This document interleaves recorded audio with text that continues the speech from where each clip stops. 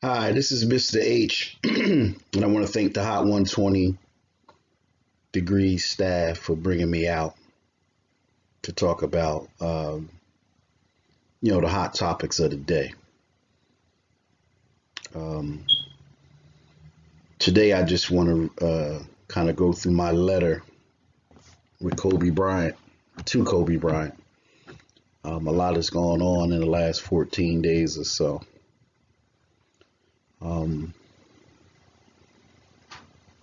Life has changed. And so this right here will be my letter to Kobe Bryant. Kobe, um, I must be honest with you. Um, I hated you. I didn't really like you for most of your career.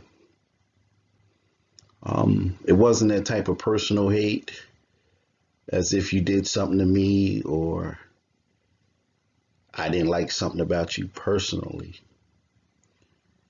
It was more that hate that grew out of fear. See, what you have to understand, Kobe, is that Michael Jordan was my favorite player. Michael Jordan was one of my childhood heroes. And when I saw you play, um, I began to fear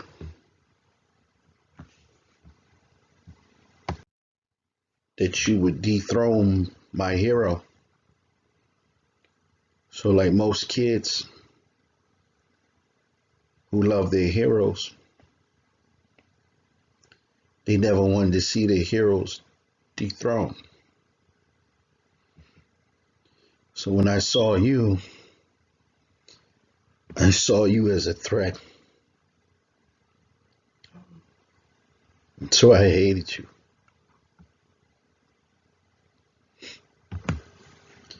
Because I love Michael. And the reason that you was a threat is because you were that great. That you had the capacity to dethrone Michael. But as time went on, I learned that Michael saw you as his little brother. And I learned that you had a profound love for Michael. And so my heart opened up to you. And I began to learn from you things about the game of basketball the same way I learned from Michael Jordan.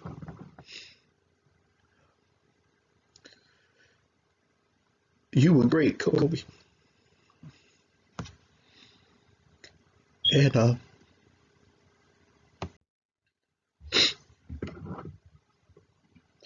this is hard for me. You was a champion. And when Mike retired, I understood that as long as Kobe was in the game, a piece of Mike was still in the game.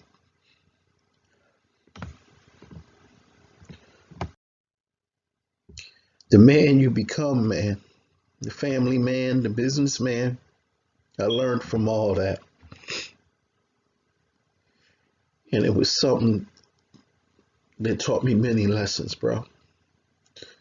Your ability to stand strong in the midst of adversity, your ability to bounce back from personal injury, your ability to stick to the mastering of your craft and the time and energy and love you put into it taught me many lessons in how to be the same in the things that I do. As I said early in the letter, I hated you for most of your career,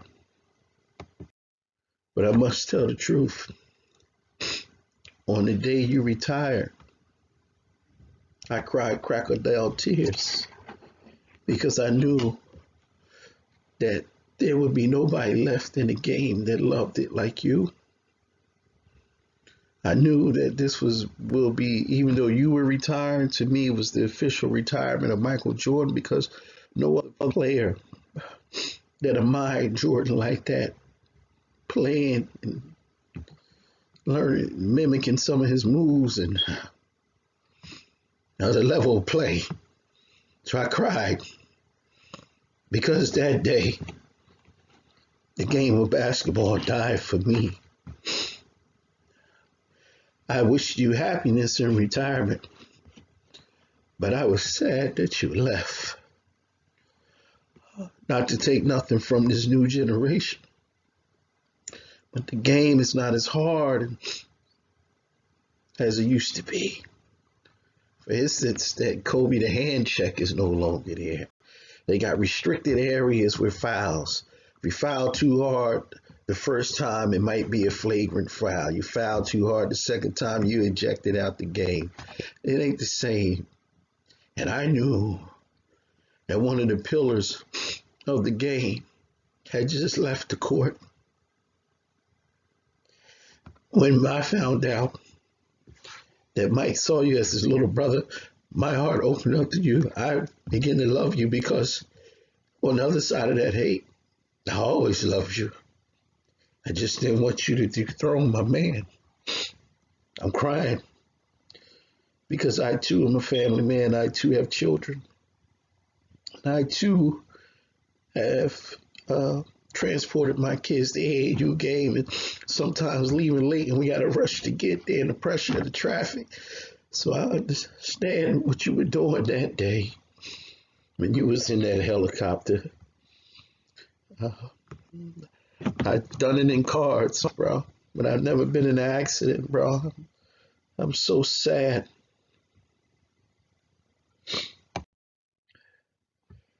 And the way that this plays out, it seems, as some would say, eerie, but I know it's all in God's plan. But the day before we learned that you died, the day before you died, LeBron had passed your record. You had tweeted him and called him, gave him congrats. The next day you were gone. I was shook at my core.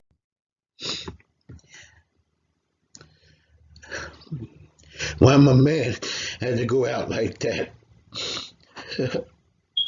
It hurts, because somewhere in my mind, I know if that helicopter was going down, you was trying to encourage the others on there and let them know that they were going to be all right.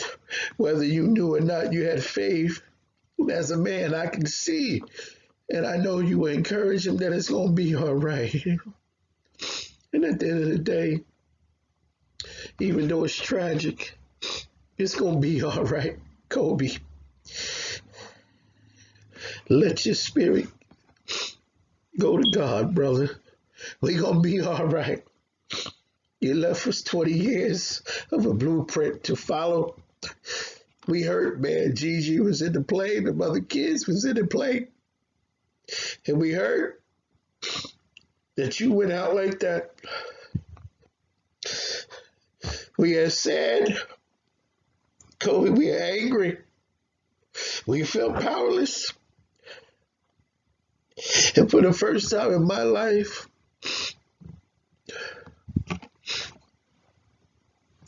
I went to God and I said, ouch. I have never questioned God on anything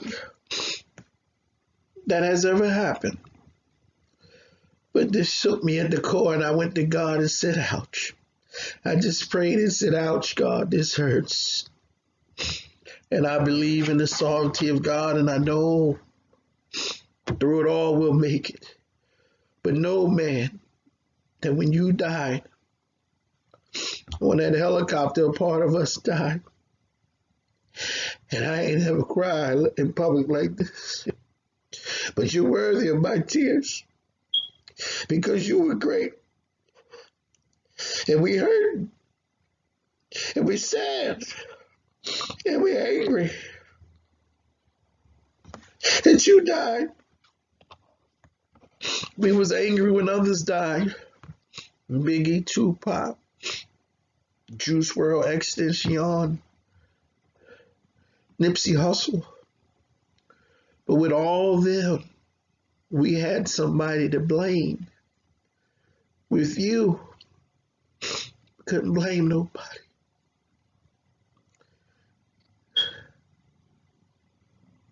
That makes it harder to grieve. And the world want to do it like a news spin. They want us to move on so quick. 7 days later, people tell us to move on. I don't want to move on right now. I want to grieve until my soul says that the grieving is done. I know we got to move on and go work and do our day-to-day stuff. But each day that I wake up, I want to remember you until my soul says it's time to move on. I'm not going to let nobody tell me I can't cry tears for Kobe. I'm not going to let nobody tell me I got to move on. I'm going to grieve until my soul says it's okay, because God sent a great person our way. And he gave us 20 years of hard work and showed us that we can come from nothing and be somebody great in this world.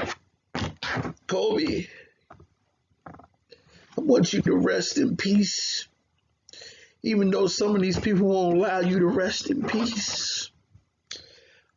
But I'll talk about that in another video. This is my letter to you. I'm not even going to bring it up in the conversation. But know that some of us are riding and dying for you, bro. Know that some of us loved you. Know that you might have been a nemesis to many of us, but even in that, we learned to respect you and we honor you, man. Based on age, they would say gone too soon.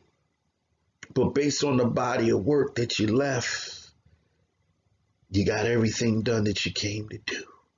The books, the animated film, the Oscar, the family. And to the Bryant family, be encouraged, even in this difficult time.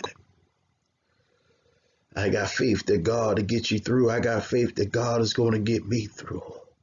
But it's okay to cry tears for Kobe, because Kobe was the best of us. And Kobe,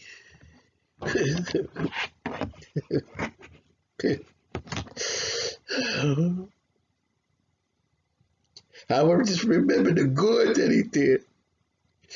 And that's what I take with me. He didn't have to be perfect, but he was good enough for us. I'm going to miss you, Kobe. And I love you. And I thank you. And we're going to miss Gigi and the mothers. But I know they're going to be all right.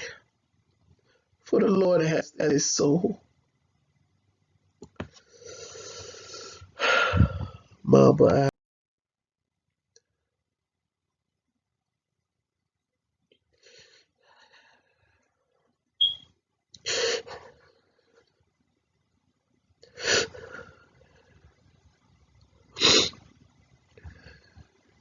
I love you, Kobe.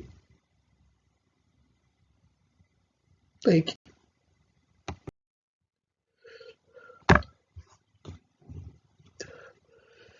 I'm sorry for the tears. And I hope y'all understand. But it's okay to love somebody. And it's okay to cry tears for somebody. I know we all have somebody that we love, that we were rooting for, and that he done snatched them out of our lives. Peace. This is Mr. H.